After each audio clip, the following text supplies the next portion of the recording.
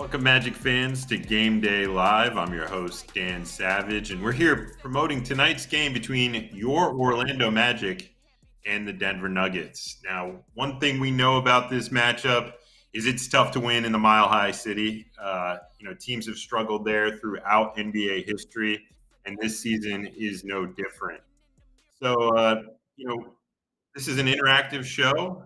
By all means, send in your questions and we'll get to them. But first off, I think the key thing to note for tonight is the Orlando Magic's injury report. The Magic are going to be immensely shorthanded as they prepare for the Western Conference foe, the Denver Nuggets. We've got Colin Castleton, two-way player. He's out tonight with a hand injury. Tristan Da Silva, right shoulder contusion, is out tonight. Jonathan Isaac, left hip contusion, is out tonight.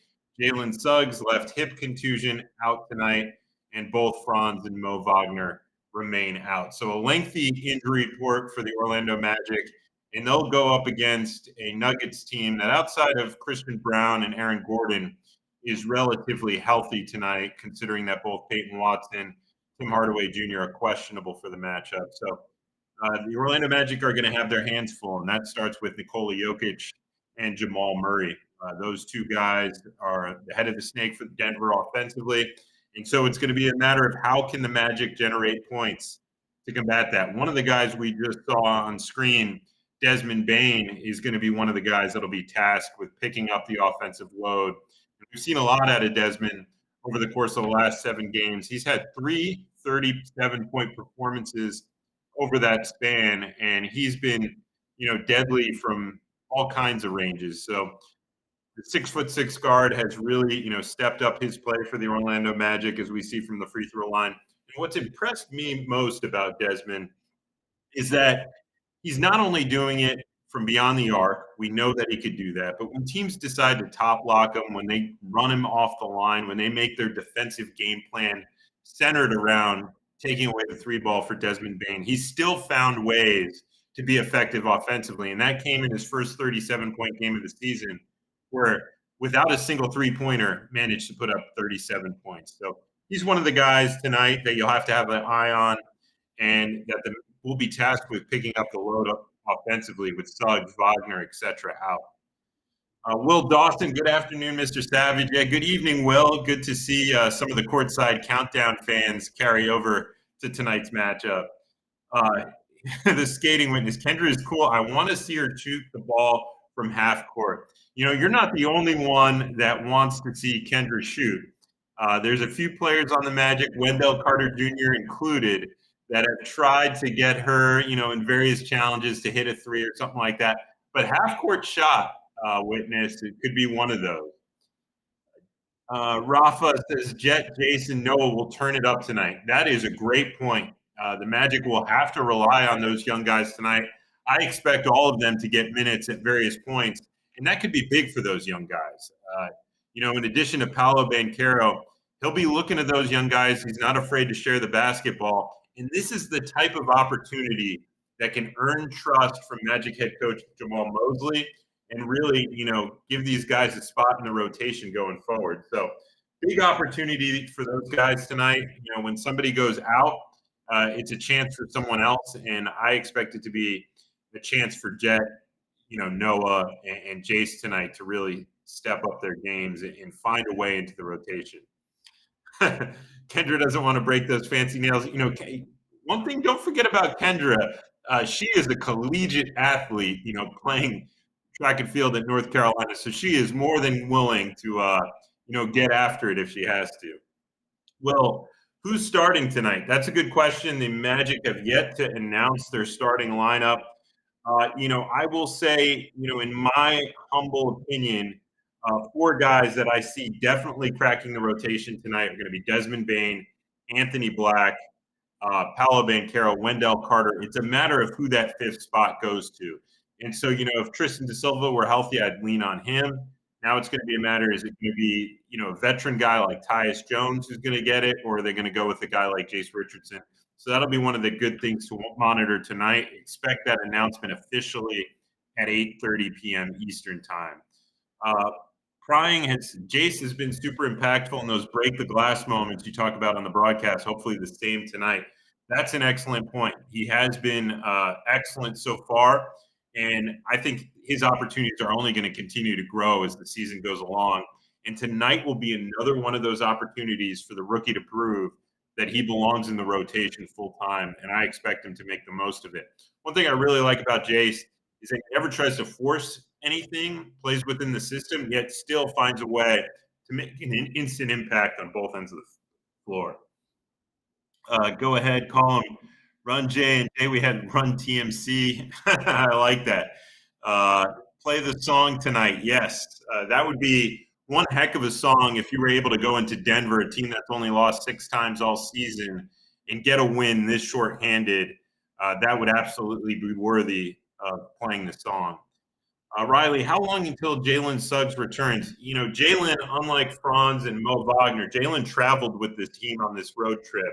So it's fully potential that he could be back at some point on this trip, but still too early to say. You know, one of the things about a hip contusion is it's one of those irritable things that could heal fastly, could take longer. And that's why the Magic really don't put a timeline on these things. And it's really how he responds to treatment, because it could be one of those things that you start to feel better, then you ramp up activity, and it could start to frustrate you once again. So let's hope that we get Jalen back at some point this trip. But at the same time, got to be cautious about things, because you want him to be healthy full term. Thoughts on Joker versus Wendell? That is a great question. Chitaka, that is a question that I spoke about with Wendell, and his opinion was Joker's the best of the best, and the reason for that is he is such a big, deep bag offensively. On top of that, is a willing passer, and what people forget about Joker with the way he plays, he's such a big body and physical player. We've seen him, play with that force at times, and that can be felt on both ends of the court. We saw that when they played the Rockets in their last matchup, that Joker was such a defensive presence against Şengün, frustrating him at times. And Şengün's usually a player who has his way down low, and he didn't have it that way against Jokic. And I think that's a part of Jokic's game that gets overlooked at times. Joker is averaging a triple-double, only player in the NBA to be top 5 in points, rebounds, and assists. So he can hurt you in a number of ways, and that's why the scouting report will lead with him. Great question right there. I know Jokic is one of Goga's heroes from the time he played in the Serbian league. Hopefully he wants to show out tonight. That's a great point. Goga is a guy who admired Joker from afar. So I'm sure he'll be looking to take it to him tonight. And it'll be a great opportunity, because everybody's minutes are going to be ramped up with the Magic being so shorthanded. McGrady edits, this game's going to be tough. Yes, it is. And I mean, it would be a tough game even if the Magic were at full strength, but being heavily shorthanded. This will be a challenge, but it reminds me of a game that the Magic had there 2 seasons ago where they were down guys. Cole Anthony had a big game. They had a number of guys step up. Anthony Black, the whole team was battling an illness. Anthony Black played about 3 minutes, couldn't give it anymore. And yet somehow they found a way to win that game. And so they're going to need that type of performance. We hear Magic head coach Jamal Mosley talk about by committee. This is one of those games where you really need everybody up and down the roster to find a way to contribute in order to come away with a win. We should have won in Vegas. It's one of those things where if Jalen Suggs doesn't get hurt, if Franz Wagner's healthy, could the Magic beat that Knicks team? I absolutely believe so. We saw them do it twice before.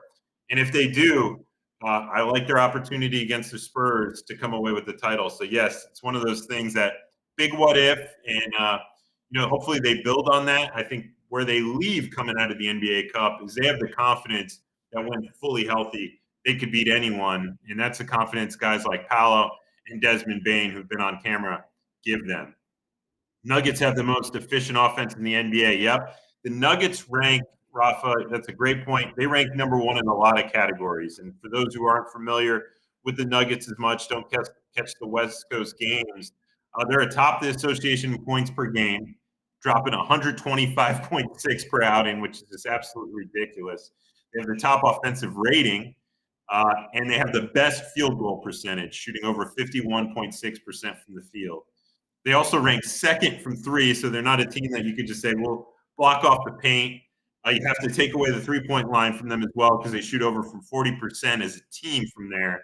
And they're top 5 in assists, coming close to 30 per outing. So they're moving the basketball. They're spraying it out. They're just playing great team basketball. And if you expect them to turn it over a lot, you'll be frustrated there as well because they only commit 13 turnovers per contest, which is about the 4th lowest in the association. So you look at those numbers, just an extremely efficient offensive team, the Nuggets, and the Magic are really going to have to get downhill, be low turnovers in order to come away with a win tonight and try to win the math game. Do we win if we score 130 points today or let Joker score 50? I mean, that's one of those things, some teams have tried that with him where they'll just take away the passing lanes and challenge him to put up 50 points. It's been a mixed bag with that type of performance, but I like the way you're thinking. That's thinking deep. I'm going to go with the 130 points because I think with this roster, if you could put up that level of points, the energy will be there defensively from all these guys trying to prove themselves. That'll be big enough tonight. So I like that scenario there because that's how some NBA coaches have thought. Do we take away the passing lanes for Joker and try to make him be more of a scorer in order to win? That's the type of idea that Greg Popovich used to implement against the Steve Nash type Suns, where it was like, we're going to try to make this guy score 50 in order to beat us, and had success. But Joker's a guy, averaging over 30. Right around 30, putting up 12.7 rebounds per game, 10.2 assists, shooting close to 60% from the field. He's had 3 MVPs before, and you look at this resume that he's putting together right now, fully capable of owning his 4th if he doesn't suffer from voter fatigue. If Will makes up a good point. If we score 130, that means we've been in transition. If we're in transition, that means we've gotten to stops. Great point by Will, because that's what Magic head coach Jamal Mosley's challenged his team with tonight. It's going to be high-level defense to initiate your offense and get out and run. So that's going to be a focus. That guy right there, Anthony Black, is going to be the head of the snake in terms of that charge. He realizes that when Jalen Suggs is out, he has to step up his game defensively and offensively, and he's fully aware that Magic are going to need a big game out of him tonight in order to come away with a victory. And we see the metrics. There are metrics there, which if Anthony Black scores over 20 points, if Anthony Black has a positive plus minus, the Magic usually come away with victories. And so those are going to be things that Magic head coach Jamal Mosley is looking at tonight with a guy who's averaging over 13 points per game, 4 rebounds, 3.3 assists, shooting close to 45% from the field. AB has stepped up his game. His minutes have been different throughout the season, different roles, stepping into the starting role when Jalen's been out, coming off the bench and being a punch there when Jalen's been in, and he's been effective regardless. Taking a look at some of the comments on TikTok. Where is Stuff, AO? We need him tonight. He's occasionally made trips out to Denver for Rocky's birthday party, but won't be in there tonight. Yes, the Magic could use all hands on deck, Stuff included. I like the energy. We're seeing fans from England play the song, Philippines. I love it. Magic do go overseas this season, and they just announced a series of activities today that they'll be doing both in Berlin and London. So if you're a Magic fan making the trek overseas, or if you're a Magic fan who enjoys Magic basketball from overseas, there's going to be more than just the game. There's going to be a week-long stretch of activities that you could take part in and really feel the greatness of NBA basketball, meet some former Magic players, some current Magic players. So there'll be a lot of opportunities when the Magic travel overseas next month. As we continue to look at the comments on both YouTube and TikTok, keep them coming. Big performance tonight from Bane. I like that. When the Magic have gotten these 37-point performances from Desmond Bane this season, they've had success. It's helped initiate the offense. And he's another guy that never does it selfishly. He always takes what's in the flow of the offense. That's what Magic head coach Jamal Mosley and his teammates love about him. So, yes, I have a feeling, if the Magic are putting up big points, If Desmond Bane's having a big game, it's going to mean good things for the Magic as a team tonight. Um, Kyle Gaming had a tough, motorsports day. Hope the Magic can end his day on a high note. I like that. This is one of those games where I think, you come away with a victory. It could really fuel a team, build belief, especially if you do it shorthanded. It gives confidence to those back end guys. Tyus Jones is one of those guys that'll be tasked with picking up an extra load tonight.